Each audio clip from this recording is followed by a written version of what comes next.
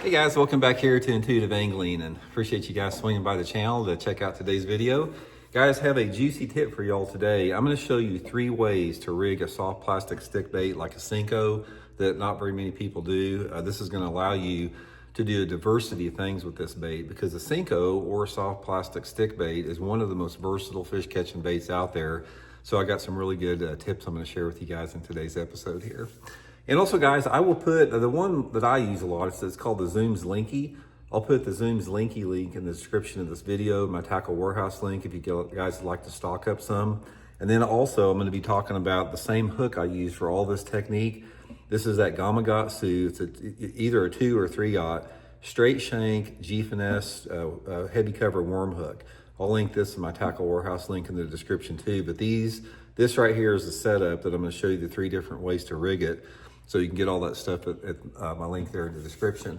Also, guys, real quick, I'm going to be having my 3rd live stream this coming Thursday, 6:30 Central Standard Time. I'll send a message out to everybody. It's a private live stream for the Intuitive Angling channel members and the Patreon members.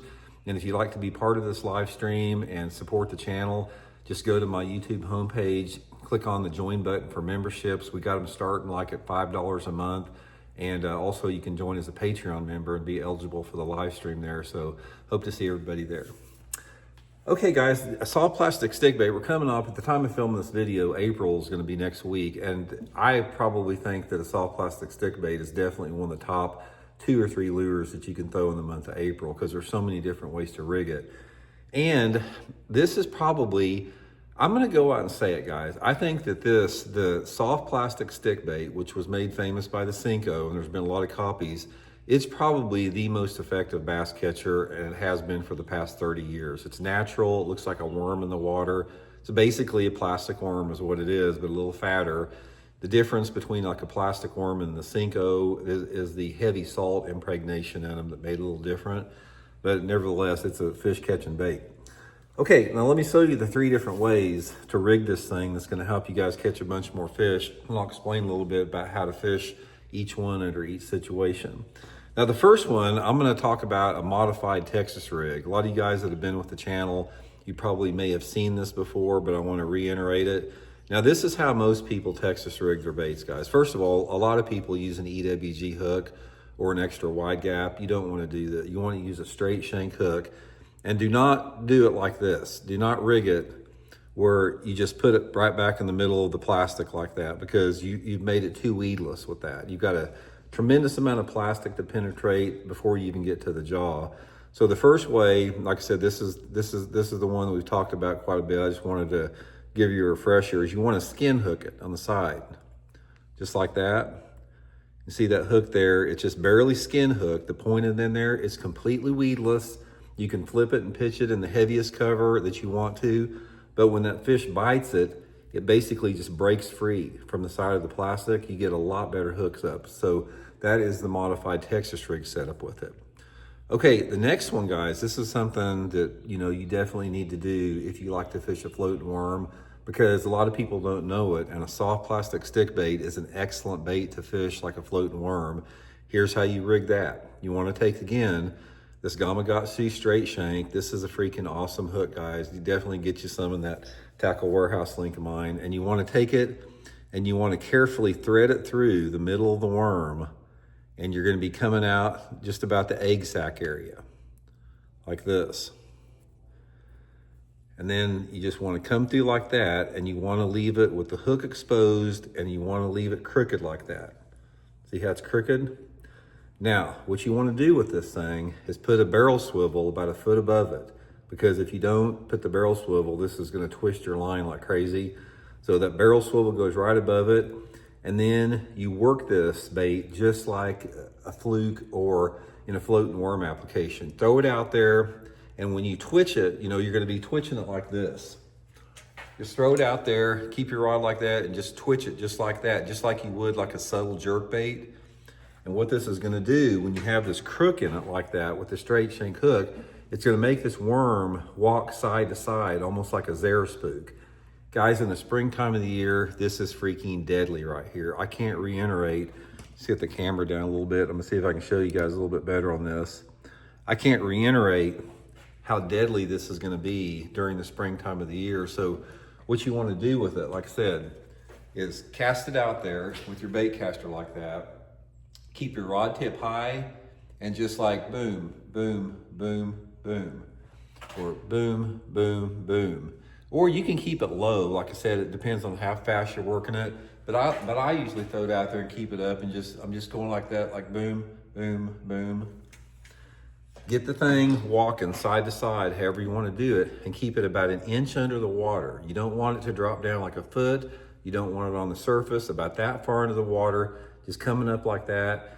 In April, guys, if you're fishing this thing in some clear water situation, like water visibility over 3 feet, they will come up and hammer this thing just like they do a floating worm because it has such incredible action like that. Okay, and the third way I want to show you is I call it a modified wacky. I'll show you what I'm talking about. Now, most people, when they fish a wacky, guys, they put the collar on them. We talked about this before. You don't ever want to use a collar. They put the collar on it and they hook the bait like that with the collar. It falls like that. The hook's completely out of position. You're going to lose a lot of fish. And a lot of people also hook it in the middle like that. Wacky, which will work really good. But try this modification, guys. Hook it down about the lower third where it's like that in there. This fall, it gives it a completely unique fall. It's not that, uniform, tentacle comes down. When you put it like that, it's hard to say, you show it just holding up there, but when you put it like that, it causes this thing to just fall like in a really, really supernatural, tempting way. But just try modifying it, putting it just like that for the weightless application. And guys, those 3 ways right there, they will catch you a bunch of fish in the month of April. Either one of those. Now, most of the time, every one of those techniques that I'm talking about, like the wacky style and the floating worm style, I'm using it on a spinning rod. Simply because you can just cast it farther, you can get better action with it. Usually 8 to 10 pound test, straight fluorocarbon line. On the Texas rig setup like that, a lot of times I'm using a variety of different slip sinkers. Sometimes I'm using it weightless. If I'm using it weightless, I'm usually using a bait caster, 7-foot medium heavy action rod, 12 pound test fluorocarbon line. And if I'm pitching and flipping it, which I do a lot, I'll use anything between an 1/8 ounce up to a 1/4 ounce slip sinker. Just pitch it, flipping around heavy cover. A soft plastic stick bait is an excellent bait in the month of April if you have flooded vegetation. To flip in that flooded vegetation, really, really good.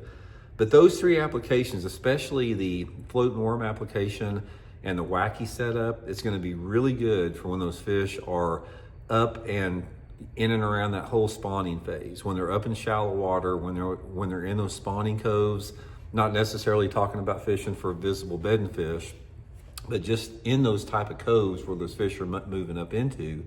Because in the springtime of the year, when that water gets around 60 and those fish get ready to spawn, there's a lot of fish that are just cruising around and they're not bedding. They're just, either their male's going to be building beds or looking for beds, or females coming in and out of there.